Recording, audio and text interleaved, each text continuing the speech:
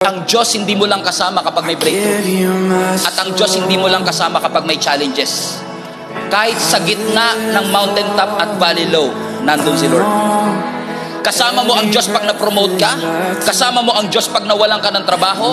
Pero yung araw-araw kang pumapasok sa trabaho, kasama mo pa rin ang Panginoon. Hindi lang natin na-appreciate kasi yun ang ordinary.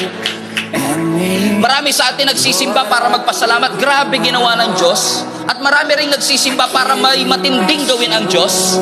Pero minsan nakakalimutan nating ipagpasalamat yung araw-araw sinusustain niya tayo. Yung araw-araw may trabaho tayo. Yung araw-araw may nakakain tayo. Yung paglakad po natin kasama si Jesus. Kasama din po sa pagpapala ng Diyos at presensya ng Diyos. Yung mga simple at ordinaryong parte ng ating buhay. Yung mga average and typical. Yung simpleng pagsikat ng araw kasama mo ang Panginoon. Yung simpleng paghinga mo every second kasama mo ang ating Panginoon.